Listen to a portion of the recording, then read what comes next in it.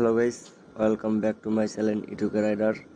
আজকে আমি শুধু রাস্তায় ঘুরবো না, আজকে আমি একটা গল্প বলবো, যে গল্পটা আমার জীবনের একটা ছোট্ট কিন্তু গুরুত্বপূর্ণ শিক্ষা দিয়েছে। তো চলো দেরি না করে ছোট্ট একটা ইন্ট্রো দিয়ে আজকের ভিডিওটা শুরু করা যাক।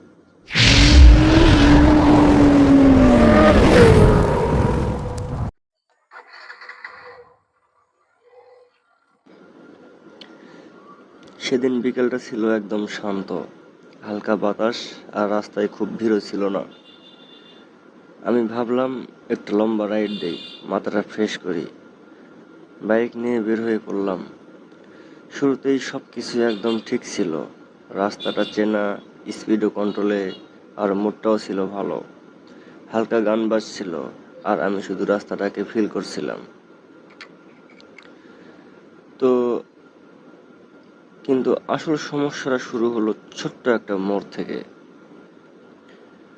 আমি হঠাৎ করেই ভুল করে অন্য একটা রাস্তা ধরে ফেললাম। প্রথমে বুঝতে পারিনি, ভাবলাম ঠিকই আছে, হয়তো এটা একটা শর্টকাট হবে। কিন্তু যতই সামনে যাচ্ছি, রাস্তা ততই অচেনা হতে শুরু করলো। মানুষ কমে যাচ্ছে, দোকানপাটও নেই, চারপাশটা একটু নীরব হয়ে যাচ্ছে। তখনই মাথার মধ্যে চিন্তা শুরু হলো।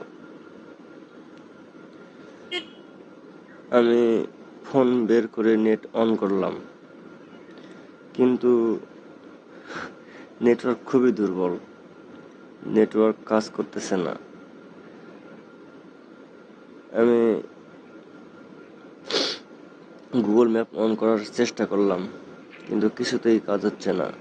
একবার লোড নেয় তো আরেকবার লোড বন্ধ হয়ে যায়। এই সময়টা একটু অস্বস্তিকর লাগছিল,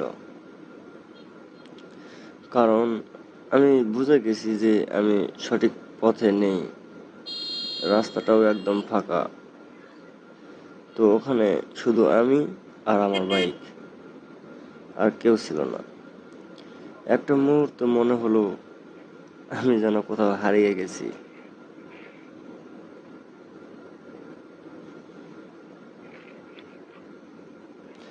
আমি এক জায়গায় বাইক থামালাম, বাইক থেকে নামলাম, ইঞ্জিন বন্ধ করলাম। চারপাশের শব্দটা শুনলাম, হালকা বাতাস, দূরের কোনো পাখির ডাক, আর নিজের নিঃশ্বাস ছাড়া কিছুই আসতেছে না। মুহূর্তের মধ্যেই একটা জিনিস আমার মাথায় এলো, আমরা জীবনে অনেক সময় ভুল করে ভুল পথে চলে যাই, যেটা আমরা প্রথমে বুঝতে পারি না।